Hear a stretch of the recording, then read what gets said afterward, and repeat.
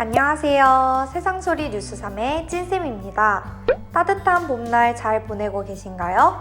그럼 지난 4월 한 달 동안 우리나라와 세계에서 어떤 일이 있었는지 알아봅시다. 첫 번째 뉴스입니다. 지난 4월 20일이 어떤 날이었는지 알고 있나요? 바로 장애인의 날이었습니다.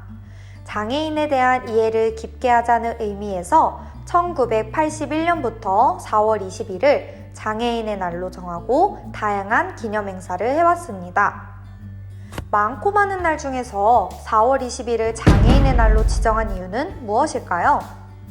바로 4월은 1년 중 모든 생물이 깨어나고 활짝 피는 달이어서 장애인의 재활 의지를 부각시킬 수 있는 달이기 때문입니다.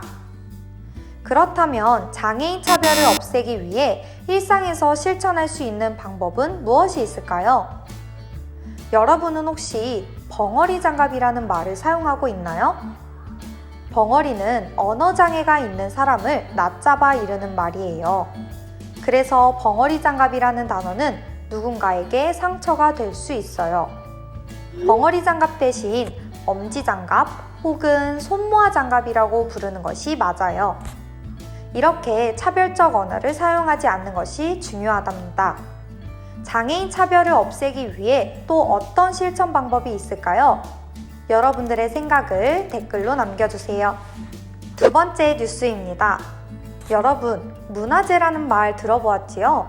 숭례문, 서울 원각사지 10층 석탑, 훈민정음 등 나라에서 보호의 대상으로 정한 문화적 가치가 있는 것들을 문화재라고 해요.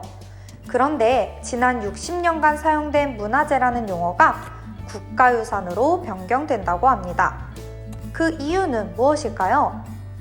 문화재라는 용어는 문화재보호법에 따른 명칭인데 이 법이 일본의 문화재보호법을 대부분 그대로 따라서 만들어졌기 때문입니다. 문화재라는 용어를 사용하는 국가는 일본과 우리나라뿐이며 이 용어는 과거 유물이나 재화라는 느낌이 강해서 자연물과 사람을 지칭하는 데에는 적합하지 않다고 합니다. 또한 현재 문화재 분류 체계는 유형문화재, 무형문화재, 기념물, 민속문화재 4개로 나뉘었는데 이제는 국제적 기준인 유네스코 세계유산 협약 등을 참고해서 문화유산, 자연유산, 무형유산 3개로 바뀝니다. 이번 기회를 통해 우리가 지켜야 할 국가유산에는 어떤 것들이 있는지 스스로 알아보는 것은 어떨까요? 세 번째 뉴스입니다. 여러분은 패스트푸드를 좋아하나요?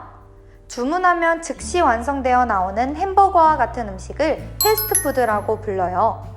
요즘에는 패스트 패션이라는 단어도 나왔는데 무슨 뜻일까요?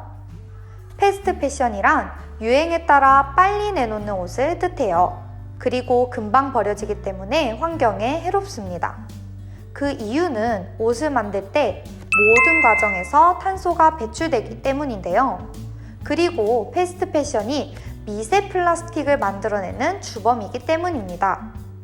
미세 플라스틱은 5mm 미만의 작은 플라스틱 조각을 말해요. 크기가 매우 작아서 하수 처리 시설에 걸리지 않고 바다로 흘러들어가요. 이를 물고기들이 먹이로 착각해서 먹고 그 물고기를 다시 사람이 먹으면 큰 문제가 되는 것이지요. 유럽연합은 이러한 패스트 패션을 규제하기 위해 기업들에게 오래 입고 덜 버려지는 옷을 만들라고 하고 있어요.